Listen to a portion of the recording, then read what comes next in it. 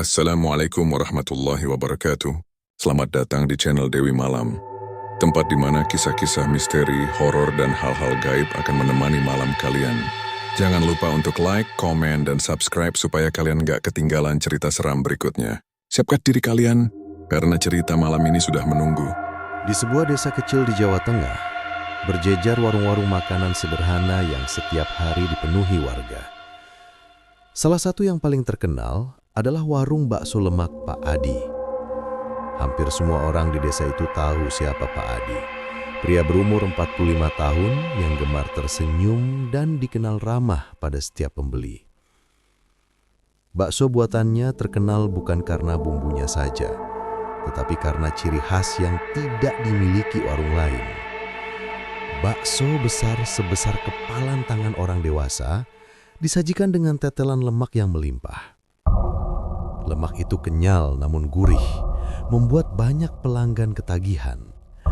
Saking terkenalnya, warung Pak Adi dulu tak pernah sepi. Namun, semua itu berubah perlahan. Sore itu, Pak Adi duduk termenung di kursi panjang dekat gerobaknya. Warungnya sepi. Angin sore yang biasanya membawa suara pengunjung kini terasa kosong. Bahkan suara senduk dan mangkuk yang biasanya riuh, sekarang justru seperti ejekan kepadanya. "Pak, kok tumben sepi?" tanya salah satu pembeli setia, seorang pemuda bernama Dava. Pak Adi tersenyum hambar. "Iya mas, mungkin rezekinya lagi turun." Padahal ia tahu betul apa penyebabnya. Warung bakso leman yang baru dibuka sebulan lalu di ujung jalan. Warung itu langsung menggebrak desa. Pembelinya mengular dan setiap orang yang lewat selalu membicarakan rasa baksonya yang dianggap lebih enak dan lebih murah. Pak Adi yang dulu merasa bangga dengan resep turun-temurunnya, kini merasa diremehkan. Ia memang tak pernah bermusuhan dengan Pak Leman, tapi persaingan itu terasa menyesakan. Setiap hari anak-anaknya menatapnya dengan tatapan khawatir saat menghitung uang dagangannya yang terus menipis. 3 anaknya, Krishna, Bayu, dan si bungsu Rara, mulai sering melihat ayahnya duduk sendirian di dapur, melamun sambil memijat pelipisnya. "Mbak, nggak apa-apa?" tanya istrinya Bu Rini saat Pak Adi hanya memandangi tungku tanpa menyalakannya. "Bapak cuma capek," jawab Pak Adi pendek. Tapi wajahnya menceritakan lebih banyak. Tekanan batin, rasa kalah, dan ketakutan akan masa depan keluarganya. Yang membuatnya makin tertekan, beberapa pelanggan mulai mengeluh tentang bau amis yang muncul dari baksonya. Sesuatu yang tidak pernah terjadi sebelumnya. Entah dari mana rumor itu datang, tapi kabar buruk menyebar lebih cepat daripada angin. Puncaknya, suatu siang, seorang lelaki tua misterius mampir ke warungnya. Lelaki itu memakai sarung lusuh dan berjalan dengan tongkat. Matanya sayu namun tajam seperti sedang menilai sesuatu. Ia memesan semangkuk bakso lemak, tetapi hanya mencicipi sedikit sebelum meletakkan sendok. "Kamu sedang tertekan, ya nak?" ucap lelaki tua itu tiba-tiba. Pak Adi terkejut. "Loh, kok bisa Bapak tahu?" Lelaki itu menunduk, mengusap tetelan lemak seperti sedang meneliti sesuatu. "Rezekimu tersumbat, hatimu gelap. Kau sedang kalah oleh orang yang tak lebih baik darimu." Kata-kata itu menusuk. Pak Adi terdiam. Si lelaki tua kemudian menatapnya lama. Sangat lama, sampai Pak Adi merinding. "Kalau kau ingin daganganmu kembali laris, ada jalan pintas di hutan sana. Banyak pedagang yang dulu jatuh, kemudian bangkit lagi setelah datang ke sana." Pak Adi spontan gelagapan. "Maksud Bapak, pesugihan?" Lelaki itu tidak menjawab. Ia hanya tersenyum tipis dan bangkit berdiri. "Kadang yang kau jaga bisa hilang, yang kau korbankan tidak akan kembali. Hati-hati menentukan pilihan. Tanpa menunggu balasan, ia berjalan perlahan meninggalkan warung. Pak Adi terpaku. Kata pesugihan itu menggema di kepalanya seperti bisikan yang tak mau hilang. Malamnya ia tak bisa tidur. Setiap kali memejamkan mata, wajah lelaki tua itu muncul dan suara lirihnya seperti memanggil-manggil dari kejauhan. Hutan, jalan pintas, bangkit lagi. Pak Agi menelan ludah. Ada rasa takut, ada rasa penasaran, dan ada sesuatu yang jauh lebih gelap. Keinginan untuk mengalahkan Pak Leman apapun caranya. Pada dini hari saat rumah sudah sunyi, Pak Adi berdiri di depan dapur dengan tubuh gemetar. Lampu remang-remang membuat bayangannya memanjang di lantai. Di luar, angin malam merayap lewat celah-celah jendela, membawa suara-suara samar dari kejauhan. Tanpa sadar, bibir Pak Adi berbisik pelan. Kalau ini satu-satunya cara, aku harus mencobanya. Dan sejak saat itu, gelap mulai merayap masuk ke dalam hidupnya. Permulaan dari sebuah keputusan yang akan menghancurkan semuanya. Sejak kedatangan lelaki tua aneh itu, hari-hari Pak Adi berubah.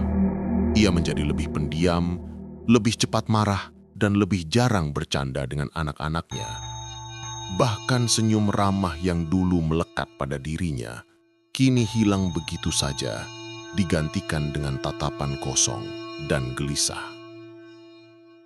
Pagi itu, saat membuka warung, Pak Adi melihat kerumunan besar di ujung jalan, tepat di depan warung bakso Leman. Orang-orang berdesakan, tawa mereka terdengar jelas. Bahkan aroma kaldu dari warung Leman seolah sengaja terbawa angin, mengejek Pak Adi dari jauh.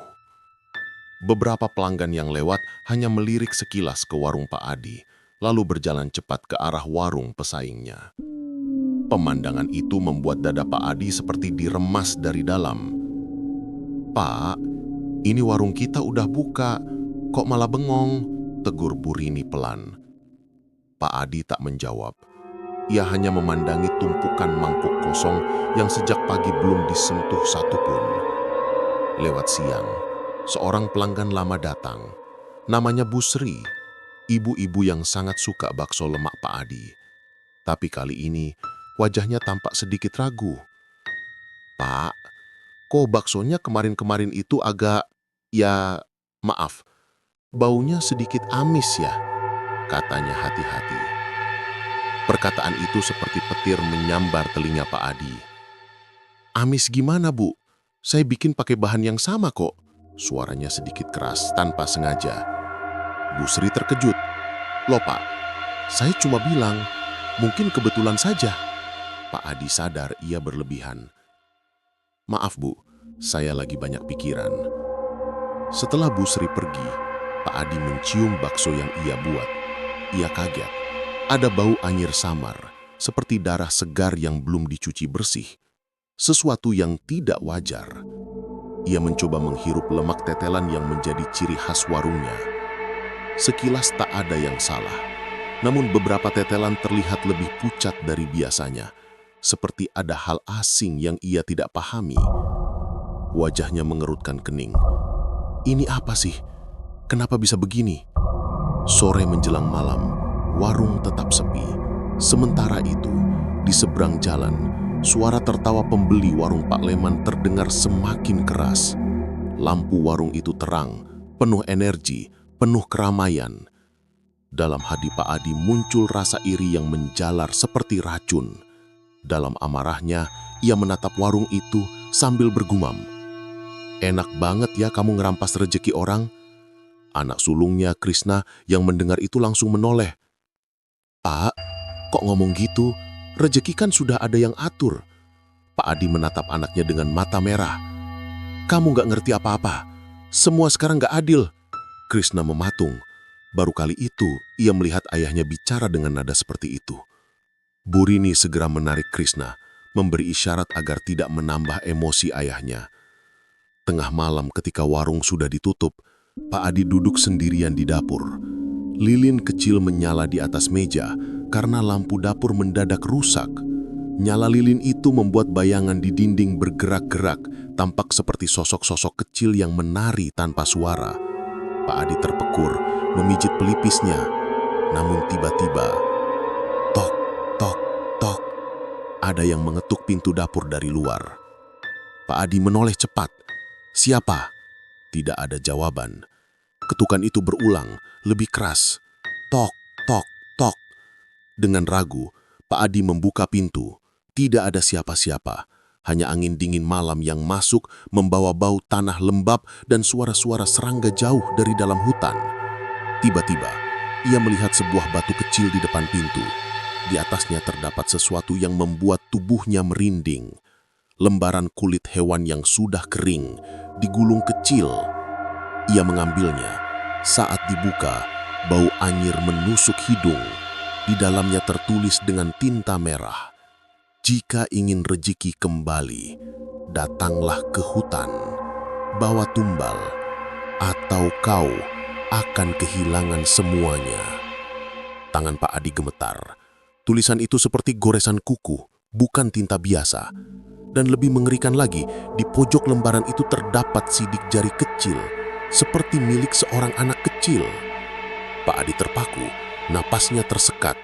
Dalam pikirannya, wajah lelaki tua yang datang beberapa hari lalu muncul lagi seolah menunggu di balik bayangan. Besok paginya, rumor makin menyebar. Ada yang bilang bakso Pak Adi tidak enak lagi. Ada yang bilang tetelannya berubah rasa. Bahkan beberapa manusia iseng menyebarkan cerita bahwa daun pintu warung Pak Adi terlihat tercoret-coret seperti cakaran hewan. Pak Adi merasa seluruh dunia menertawakan dirinya. Satu kalimat berputar-putar di kepalanya. Datanglah ke hutan atau kau kehilangan semuanya. Dan sejak hari itu, keinginan untuk mencari jalan pintas yang dulu hanya bisikan kecil, kini berubah menjadi panggilan gelap yang menuntut dengan paksa. Ia mulai percaya bahwa di hutan itulah kunci untuk mengalahkan Pak Leman. Hatinya perlahan menggelap dan ia semakin dekat pada keputusan yang akan menyeret seluruh keluarganya menuju kengerian. Malam itu, suasana rumah begitu sunyi. Angin menyelinap lewat celah jendela, menggerakkan tirai seperti ada tangan tak terlihat yang mengusapnya. Pak Adi duduk seorang diri di ruang tamu, menatap lembaran kulit hewan bertuliskan pesan misterius yang ia temukan semalam. Tulisan itu seolah hidup. Garis-garis merahnya tampak seperti darah yang belum kering. Setiap ia memalingkan wajah, bayangan huruf-huruf itu muncul kembali di benaknya. Datanglah ke hutan, bawa tumbal, atau kau kehilangan semuanya. Kata tumbal membuat punggungnya berkeringat dingin. Namun pikiran tentang warungnya yang terus sepi mendorongnya ke ujung keputusasaan. Ia merasa seperti tercekik oleh keadaan. Hutang menumpuk, dagangan tidak laku, dan Pak Leman terus semakin ramai. Perlahan, jalan pintas itu terasa seperti satu-satunya harapan. Keesokan harinya, Pak Adi mencoba mencari informasi secara halus. Ia menemui seorang tetua desa bernama Mbah Dargo, seorang lelaki tua yang dianggap mengetahui hal-hal gaib dan pernah memberikan peringatan kepada warga yang berani mengganggu hutan terlarang di bagian timur desa. Pak Adi mendatangi rumahnya saat sore. Rumah itu gelap, penuh dengan benda-benda tua dan bau ratusan kemenyan yang terbakar bertahun-tahun. Mbah Dargo menatapnya lama, terlalu lama, seolah bisa melihat isi hati dan pikiran Pak Adi. Pak Adi, suaranya serak, pelan, namun keras di telinga. Apa yang kau cari? Kau datang membawa kegelisahan yang sangat gelap. Pak Adi menelan ludah. Mbah, saya cuma mau tanya, hutan di timur itu memang ada... Jangan dilanjutkan, potong Mbah Dargo tajam. Hutan itu bukan tempat manusia meminta pertolongan. Pak Adi menatap tanah gelisah. Tapi saya sedang terjepit, Mbah. Rezeki saya jatuh, warung saya sepi. Saya ingin bangkit. Mbah Dargo mendekat, menatapnya dengan mata yang tiba-tiba memerah seperti terbakar. Kau ingin bangkit dengan mengorbankan apa? Hutan itu hanya memberi dengan mengambil jauh lebih besar. Pak Adi terdiam. Ada rasa takut, tapi juga rasa penasaran yang memberontak di dalam dirinya. Mbah Dargo menghela napas panjang. Banyak orang datang ke sana. Ada yang minta dagangan laris, minta kaya, minta kekuasaan. Tapi satu pun tidak kembali sebagai manusia yang sama. Ia menatap Pak Adi dalam-dalam. Jangan cari jalan pintas. Harga yang harus dibayar tidak akan sebanding. Pak Adi ingin mendengarkan. Bagian kecil di dalam dirinya memohon agar ia berhenti di sini saja, tapi suara lain membisik pelan. Dijul, kalau kau mundur, kau kalah. Kalau kalah, keluargamu hidup susah. Bisikan itu semakin kuat, semakin menjerat, semakin gelap. Pak Adi berdiri dengan wajah kosong. Terima kasih, Mbah. Saya pulang dulu. Ketika ia berbalik dan berjalan keluar, Mbah Dargo memanggilnya dari belakang. Pak Adi berhenti. Mbah Dargo mengucapkan satu kalimat yang membuat bulu kuduknya meremang. Jika kau tetap memilih jalan itu, jangan kembali menyesal. Malam berikutnya, Pak Adi memandangi gerobaknya yang kini banyak debu. Lampu warung temaram dan suara jangkrik dari kejauhan terdengar tidak tenang, seolah ikut memperingatkannya. Tiba-tiba terdengar suara dari belakangnya. Pak, itu suara anak bungsunya, Rara, anak perempuan berusia 6 tahun. Ia mengucek matanya sambil memegang boneka kecilnya. Pak, kenapa Bapak sedih terus? Rara takut lihat Bapak kalau marah. Pak Adi langsung menahan napas. Kata-kata itu seperti menamparnya. Ia berlutut dan memeluk Rara erat. Maaf ya nak, Bapak cuma capek. Namun ketika memeluk anak kecil itu, Pak Adi merasakan dingin di punggungnya. Dingin yang sama seperti ketika ia memegang lembaran kulit hewan di malam hari. Dinginnya bukan dingin biasa, tapi dingin yang seperti mengisap kehangatan tubuh. Rara tiba-tiba mendongak dan berkata pelan, Pak, tadi ada yang panggil Rara dari luar. Suaranya kayak Bapak, tapi bukan Bapak. Pak Adi langsung pucat. Suara apa nak? Dari mana? Rara menunjuk ke arah hutan yang tampak gelap di kejauhan. Dari sana. Dia bilang, ikut sini, ikut sini. Suaranya kecil, tapi nyeremin. Jantung Pak Adi berdegup keras. Ia mencium bau tanah basah menyeruak dari pintu yang sedikit terbuka. Seolah hutan itu sedang memanggil, mengundang, menariknya masuk. Tengah malam, Pak Adi bangun dengan perasaan gelisah. Ia tidak bisa tidur. Bayangan tulisan merah di lembaran kulit itu terus menghantui pikirannya. Tak tahan, ia akhirnya mengambil jaket dan keluar rumah, pelan-pelan tanpa membangunkan siapapun. Angin malam bertiup kencang, membawa aroma hutan yang lembab dan dingin. Langkahnya berat, tetapi ia terus maju. Setiap langkah terasa seperti dituntun oleh sesuatu.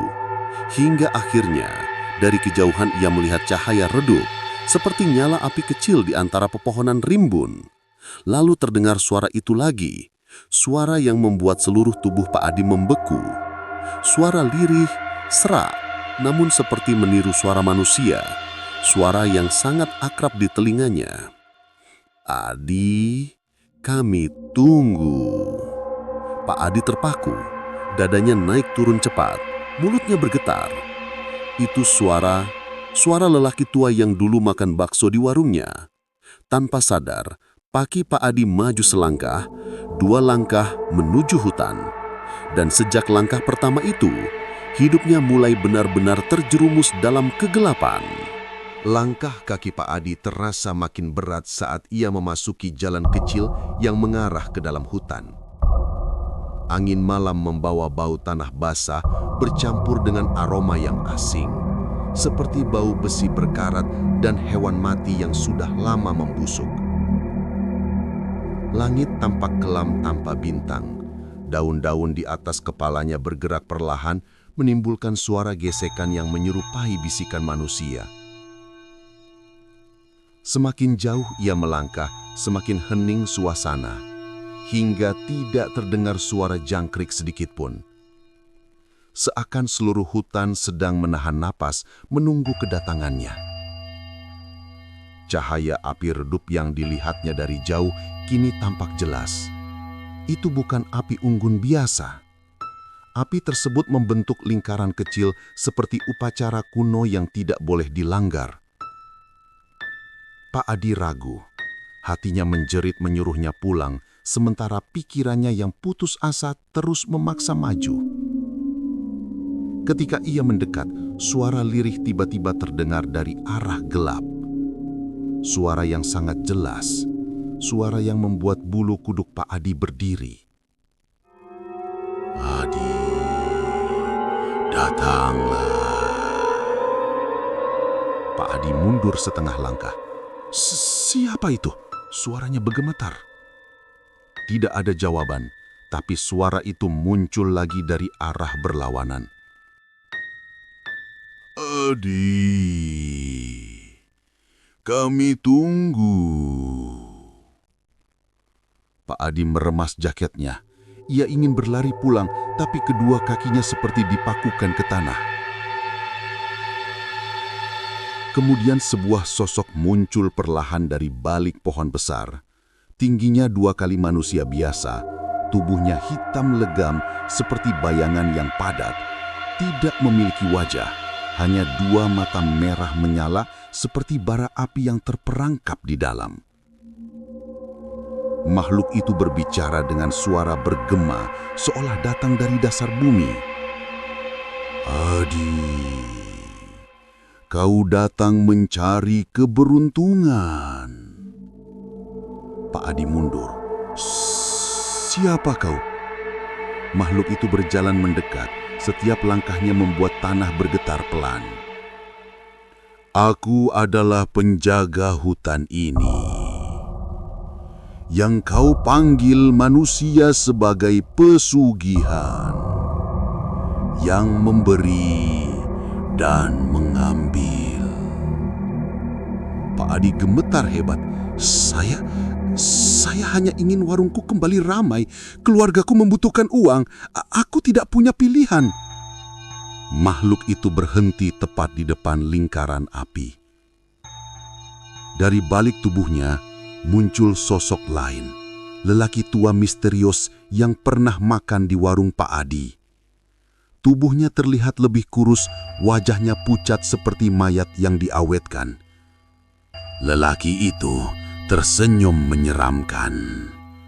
Aku hanya pembawa pesan, dia yang memutuskan. Pak Adi merasa napasnya berhenti sejenak. Bagaimana caranya? Tanya Pak Adi dengan suara hampir patah. Makhluk hitam itu mengangkat tangannya yang panjang dan melengkung seperti akar kering. Untuk membuat bakso lemakmu kembali digemari. Untuk membuat rezekimu mengalir tanpa henti. Kau harus memberikan darah dari yang paling dekat denganmu. Pak Adi membelalak. Darah? Siapa? Darah anakmu. Pak Adi tersentak mundur. Tidak, aku tidak mau. Jangan anakku. Makhluk itu tertawa rendah, suaranya seperti gemuruh dari dalam tanah.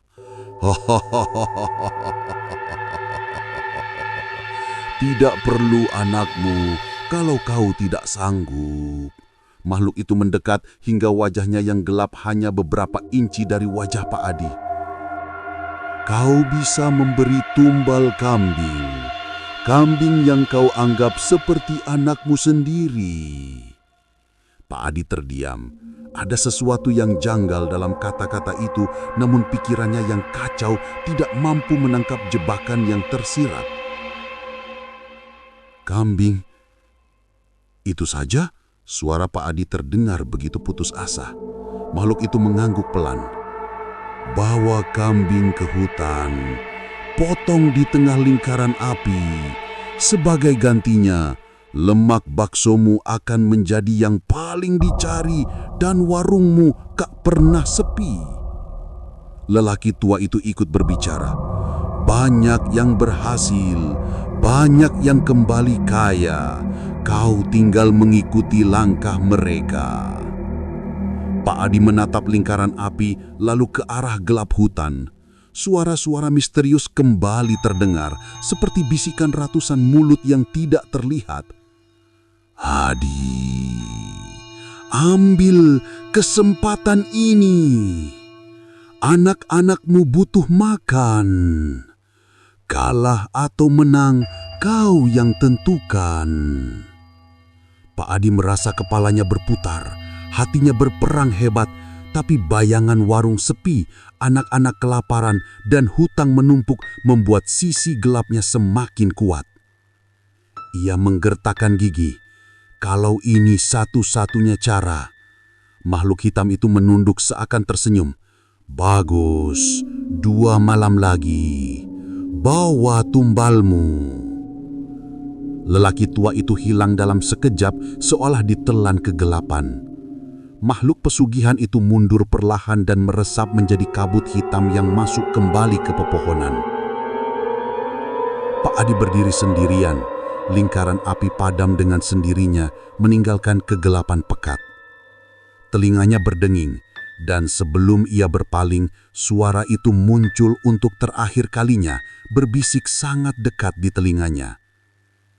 Ingat Adi, tumbalmu harus kau potong sendiri, agar rezekimu menjadi milikmu. Malam itu langit Jawa Tengah tampak seperti kain hitam pekat yang disobek di beberapa bagian, memperlihatkan kilatan cahaya dari petir jauh di balik awan. Angin kencang bertiup dari arah hutan, membawa hawa dingin yang menusuk hingga ke tulang.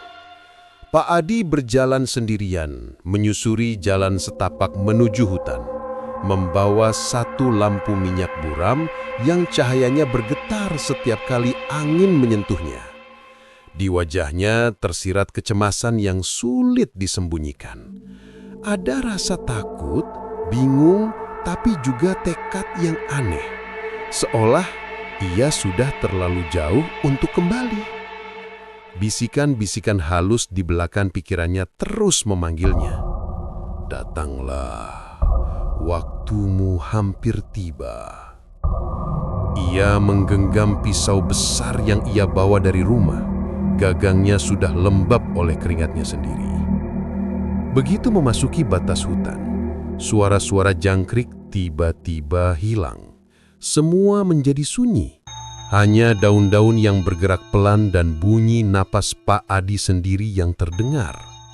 Di depan, seekor kambing putih sudah terikat di batang pohon besar, seperti yang diperintahkan lelaki misterius berjubah hitam itu. Tapi ada sesuatu yang aneh. Kambing itu tidak menjerit atau mengembik.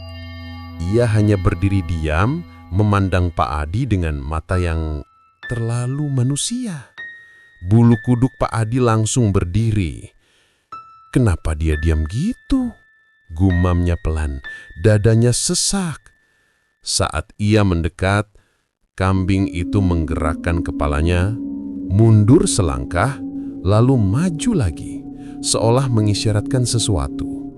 Tatapannya kosong, tapi seperti menyimpan permintaan tolong. Pak Adi menelan ludah. Maafkan aku, ini semua demi keluarga, katanya dengan suara bergetar. Pak Adi menyalakan lilin hitam dan menaruhnya mengelilingi kambing. Lalu ia menggambar lingkaran tanah dengan pisau seperti yang diajarkan lelaki misterius berjubah hitam itu. Angin tiba-tiba berputar di sekelilingnya. Suara lirih seperti ratusan napas muncul dari segala arah. Lanjutkan. Turunkan. Bisikan itu membuat tangannya gemetar, tapi ia tetap memegang pisau lebih erat. Ketika ia mengangkat pisau untuk menyembelih, kambing itu tiba-tiba merintih. Pelan, tapi bukan seperti suara kambing. Lebih seperti suara anak kecil menangis. Pak Adi langsung membeku. Enggak, ini cuma kambing, katanya sambil menutup telinga, tapi suara itu semakin jelas. Pak, jangan, pulang. Pak Adi terhuyung, suaranya. Itu suara anak bungsunya, Bayu. Dalam ketakutan yang menyesakan, Pak Adi memaksa membuka mata. Lalu ia melihat sesuatu yang membuat dunia seolah jatuh menimpa dirinya. Kambing itu perlahan berubah. Bulu-bulunya rontok, kakinya memanjang, kepalanya membesar, dan di hadapannya kini berdiri tubuh kecil berlumuran darah. Salah satu matanya menangis memohon. Bayu, anaknya. Pak, tolong! Jerit Bayu dengan suara parau. Pak Adi langsung menjatuhkan pisau. Dadanya hampir pecah. Kakinya tak bisa digerakkan. Tubuhnya lunglai seperti lumpuh. Apa yang kamu lakukan? Suara berat dan dalam muncul di belakang. Lelaki berjubah hitam yang sebelumnya ditemui Pak Adi muncul dari balik pepohonan. Wajahnya kini tampak jelas, pucat tanpa mata. Tumbal itu harus darah dagingmu sendiri. Dan kamu sudah setuju. Pak Adi menggeleng liar. Tidak, aku nggak tahu. Aku kira cuma kambing. Lelaki berjubah hitam tersenyum miring. Semua orang yang datang ke hutan ini bilang begitu. Bayu menangis, merangkak ke arah ayahnya, namun tali ritual menahan tubuhnya seperti jerat gaib. Setiap kali mencoba bergerak, kulitnya terkelupas seakan ditarik oleh kekuatan tak terlihat. Pak Adi gerit, mencoba melepas tali itu, tapi setiap ia menyentuhnya, kulit tangannya sendiri terbakar. Aku nggak mau anakku mati. Ambil aku aja, teriak Pak Adi putus asa. Lelaki itu menggeleng lambat, suaranya datar. Bakso lemakmu butuh nyawa segar untuk naik pamor. Dan pamor itu butuh darah orang yang paling kamu sayang. Dia menunjuk Bayu, dialah tumbal pertama. Pak Adi menangis keras, Bayu! Bayu jerit lagi, tubuh kecilnya tersentak-sentak seperti diremas oleh tangan yang tak terlihat. Suara tulang patah terdengar pelan tapi jelas di udara. Lelaki itu membuka kedua tangan, membaca mantra yang membuat udara seperti bergetar. Lilinnya padam satu persatu, langit meredam seluruh suara. Dan saat pisau itu melayang sendiri ke atas, mengarah ke leher Bayu, Pak Adi menutup wajahnya sambil berteriak, "Stop! Jangan!" Tidak ada yang berhenti. Hutan menutup suara Bayu terakhir dalam sunyi yang menyeramkan. Ketika sunyi itu datang, Pak Adi menatap tanah yang kini penuh dengan darah hangat. Pisau itu jatuh sendiri, menyisakan suara metal dingin. Bayu tidak lagi bergerak. Tubuhnya putih, pucat, dan dingin. Mata kecilnya terbuka memandangi ayahnya untuk terakhir kalinya. Dan di belakang Pak Adi, makhluk hitam itu tersenyum besar. Perjanjian dimulai. Setelah malam mengerikan di hutan itu, Pak Adi pulang dengan langkah gontai. Bajunya penuh lumpur dan noda merah yang berusaha ia bersihkan, tapi aroma besi darah tetap menempel di tubuhnya. Wajahnya pucat, matanya merah membengkak. Ia bahkan hampir tak bisa berdiri ketika sampai di rumah. Istrinya, Bu Rini, langsung muncul dari balik pintu. "Pak, loh, kok bajunya kotor gitu? Bayu mana?" Pertanyaan itu seperti pisau yang langsung menusuk dada Pak Adi. Ia menunduk, menahan muntah dan kesedihan yang tak bisa disembunyikan. "Bayu lagi main di rumah Budi," katanya terbata-bata. Bu Rini mengangguk pelan, meski matanya terlihat ragu. Tapi ia memilih percaya karena Pak Adi tampak seperti orang yang baru saja lari dari kematian. Keesokan paginya, sesuatu yang janggal mulai terjadi. Warung bakso lemak Pak Adi yang biasanya hanya terisi 2-3 pembeli, tiba-tiba penuh sesak. Orang-orang mengantri sampai keluar gang. "Apa ini benar warung bakso lemak Pak Adi?" teriak seorang laki-laki dari barisan. "Katanya baksonya enak banget," sahut yang lain. Pak Adi hanya berdiri terpaku. Ia merasa kepalanya kosong. Tangannya gemetar saat mengambil panci besar dan mulai menyendok bakso serta potongan lemak untuk para pelanggan. Anehnya, setiap sendokan bakso besar yang ia ambil terasa berat, seolah ada sesuatu yang bersemayam di dalam daging itu. Dan lebih aneh lagi, para pembeli makan dengan lahap tak wajar. Ada seorang ibu-ibu sampai mengecap bibirnya berulang-ulang, matanya memejam seperti orang kecanduan. Gurih banget, kayak ada rasa yang beda," gumamnya. Pak Adi menelan ludah. Ia tahu rasa itu berasal dari mana, dan ia menyesalinya. Saat semua orang sibuk makan, Pak Adi menatap kuah baksonya yang perlahan mendidih. Kuah itu terlihat lebih keruh dari biasanya. Warnanya agak kekuningan dan dari permukaannya muncul gelembung-gelembung kecil.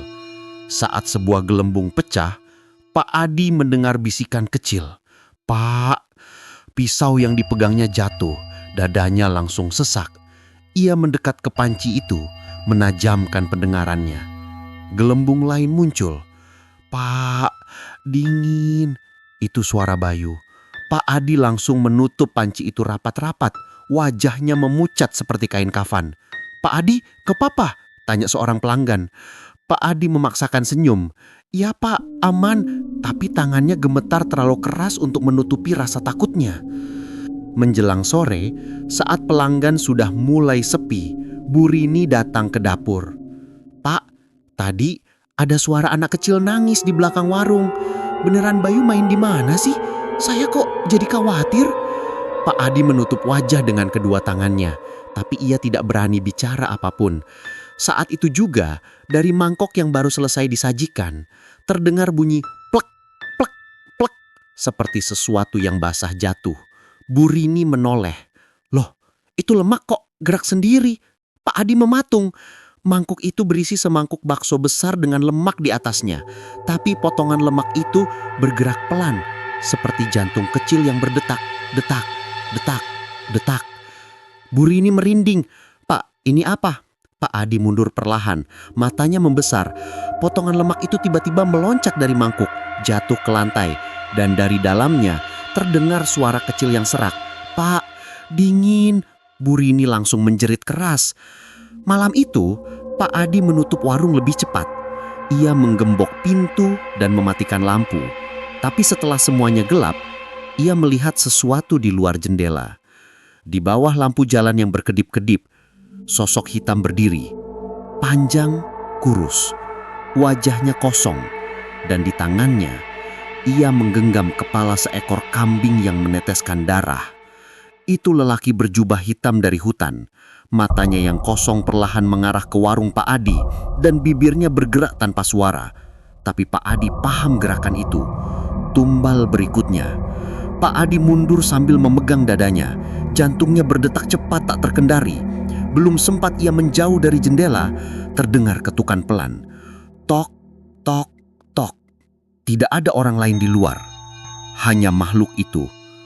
Dan dari arah dapur, terdengar suara sendok jatuh, lalu suara langkah kecil, seperti anak-anak. Pelan, satu persatu, menuju ruang depan, menuju Pak Adi. Pak Adi berdiri kaku, nafasnya tercekam di tenggorokan. Suara langkah kecil itu berhenti tepat di belakangnya. Dengan gemetar, ia berbalik. Di sana, berdiri sosok kecil berkulit pucat. Matanya kosong, tubuhnya membiru seperti bekas tercekik. Bayu. Dengan suara lirih, ia berkata, "Pak, aku lapar." Pak Adi jatuh terduduk ketika melihat sosok Bayu berdiri di depannya. Tubuh anak bungsunya itu pucat seperti mayat yang baru diangkat dari sungai. Air mata hitam menetes dari matanya dan tangan kecilnya bergetar seperti menahan rasa sakit yang tak terucap. Bayu, "Nak, maafin Bapak." Suara Pak Adi pecah. Tubuhnya lemas seolah seluruh dunia runtuh di atas bahunya. Bayu hanya menatapnya tanpa kedipan. Mata itu kosong, tapi di balik kekosongan itu ada sesuatu, sebuah dendam atau kebutuhan yang belum terpenuhi. Lalu Bayu melangkah maju, selangkah, 2 langkah, dan berhenti tepat di depan wajah ayahnya. Dengan suara lirih yang seperti berasal dari tenggorokan sobek, Bayu berkata, "Aku lapar, Pak." Bu Rini dari dapur berteriak, "Pak, ada apa itu? Suara siapa tadi?" Ia berlari masuk ke ruang depan membawa centong kayu. Begitu ia melihat sosok Bayu, tubuhnya langsung lemas. Bayu, putranya yang seharusnya sedang bermain di rumah temannya, kini berdiri di ruang depan dengan tubuh tak utuh. Bu Rini terhuyung, wajahnya pucat. "Ya Allah, Bayu? Beneran Bayu? Ini mimpi ya, Pak?" Bayu menoleh ke ibunya perlahan. Terlalu perlahan, seolah tulang lehernya retak setiap kali bergerak. Dan sambil tersenyum kecil, senyum yang lebih mirip tarikan luka, Bayu berkata, "Bu, Bayu pulang." Bu Rini menjerit sambil menutup mulutnya. Ia mundur begitu cepat sampai menabrak meja. Pak Adi langsung memeluk istrinya, menariknya menjauh dari sosok itu. "Nggak mungkin, itu bukan Bayu. Itu bukan anak kita." Bu Rini terisak. Pak Adi tidak bisa menjawab. Baginya itu Bayu, tapi sekaligus bukan Bayu. Ada aura gelap yang menempel pada tubuh kecil itu. Aura yang sama seperti yang ia rasakan di hutan saat ritual. Bayu berdiri diam dan menunduk, tubuhnya bergetar seperti menahan amarah. Tiba-tiba Bayu maju lagi. Tangan kecilnya terangkat, menunjuk ke dada ayahnya.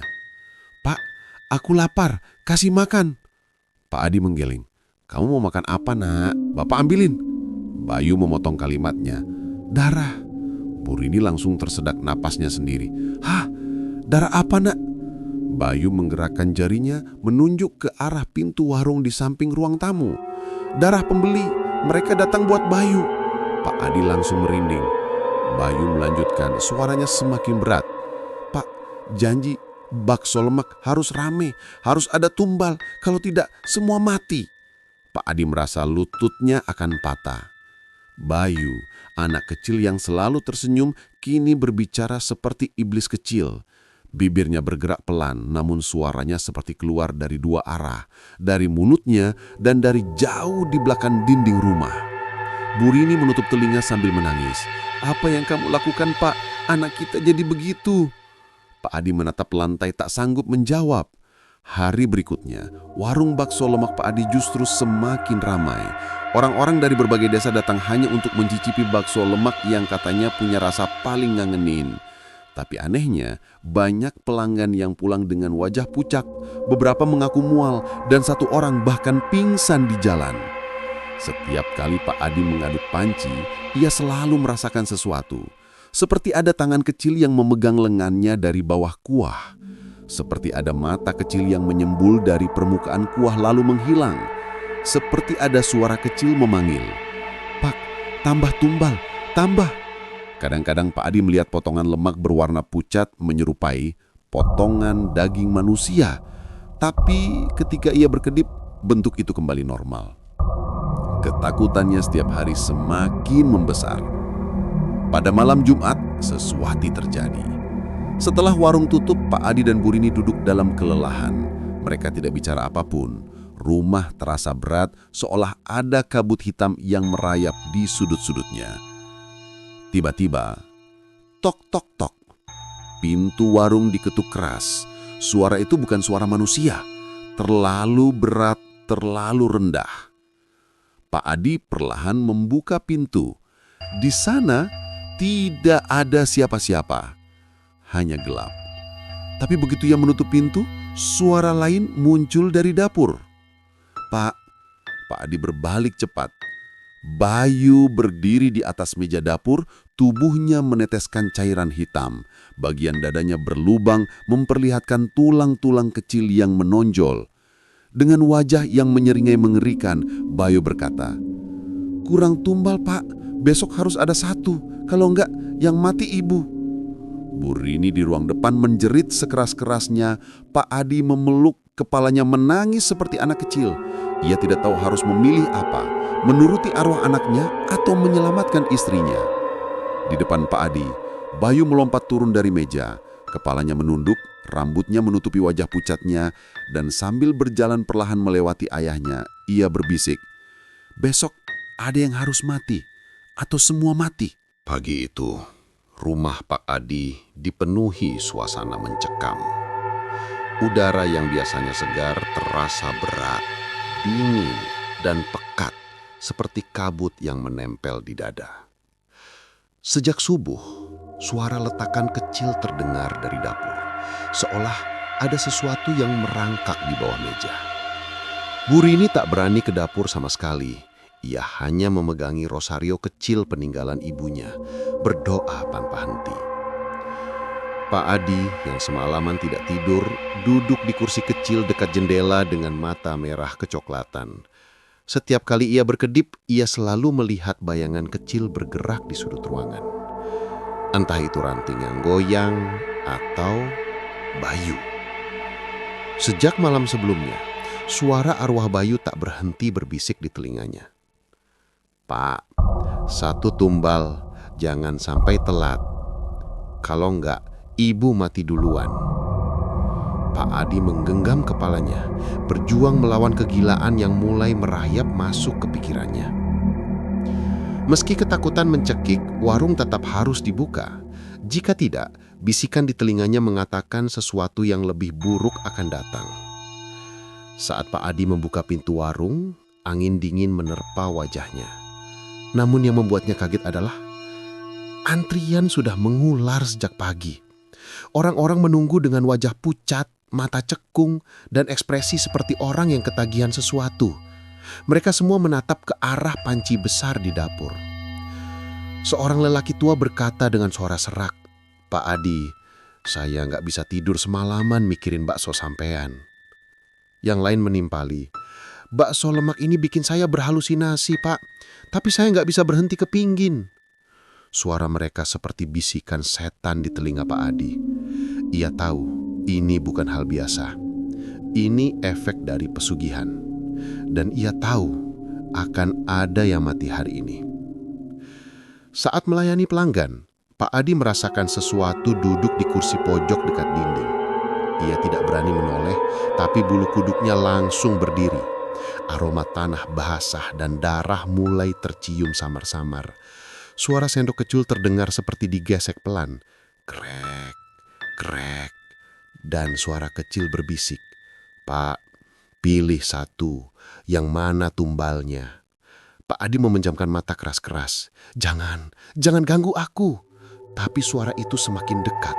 "Pak, kalau nggak pilih, ibu yang mati." Pikiran Pak Adi berkecamuk. Tumbal harus darah manusia.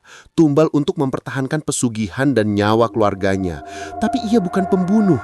Ia bukan monster. Ia hanya ayah yang tersesat di jalan yang salah. Saat membuka mata, ia melihat seseorang masuk ke warung. Pak Leman, pesaingnya, orang yang selama ini membuatnya tertekan, orang yang warung baksonya dulu jauh lebih laris. Pak Leman tersenyum kecil. "Wah, Adi, rame banget sekarang ya. Mau coba baksonya? Boleh?" Pak Adi langsung menggigil. Suara Bayu muncul lagi tepat di belakang tengkuknya. "Dia aja, Pak. Dia yang bikin Bapak kurang rezeki. Dia tumbalnya." Pak Adi terpaku, tangannya gemetar, keringat dingin menetes dari pelipisnya. Pak Leman duduk tanpa curiga. Kuah mendidih di panci besar, membuat suara gelembung yang seperti desisan makhluk hidup. Pak Adi berdiri di depannya sambil menggenggam sendok besar. Di permukaan kuah, ia melihat wajah Bayu.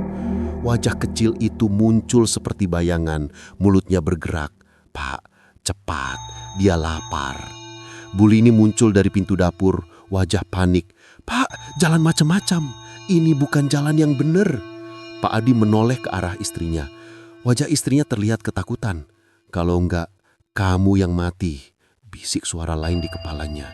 Ia merasakan ada yang meremas dadanya dari dalam. Ia tidak bisa bernapas dengan benar. Kepalanya berputar dan tanpa sadar, tangannya bergerak menuju pisau yang terletak di samping panci. Bur ini berteriak, "Adi, bukan begitu caranya!" Ia berlari ke arah suaminya. Pak Adi tersentak. Pisau di tangannya jatuh, napasnya memburu.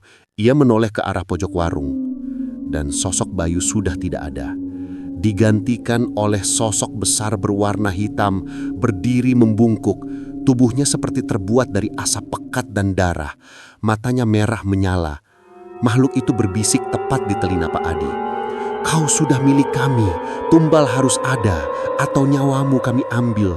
Pak Adi mundur sampai menabrak dinding. Bu Rini berusaha memeluknya, mengguncangkan tubuh suaminya. "Pak, sadar, kamu bukan pembunuh, kamu bukan orang jahat." Pak Leman menatap mereka bingung. "Ada apa ini, Di? Kalian kenapa sih?" Tapi sebelum Pak Adi bisa berkata apapun, panci mendidih itu berguncang keras. Dari dalamnya, sesuatu muncul. Tangan kecil berwarna biru pucat, tangan Bayu. Ia meraih pinggiran panci dan perlahan bangkit, menampakkan wajah hancurnya.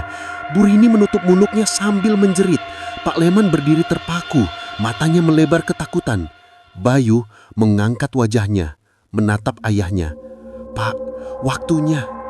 Pak Adi berdiri di antara dua pilihan, membunuh orang lain demi pesugihan atau membiarkan semua yang ia cintai mati mengenaskan.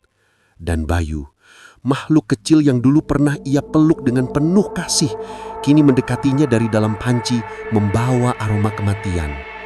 Dengan suara pelan namun menusuk, Bayu berkata, "Palan mentok besok malam. Kalau belum ada tumbal, Bapak gantinya." Pak Adi terjatuh berlutut menangis seperti orang kehilangan waras. Karena ia tahu, bab berikutnya adalah akhir dari semuanya.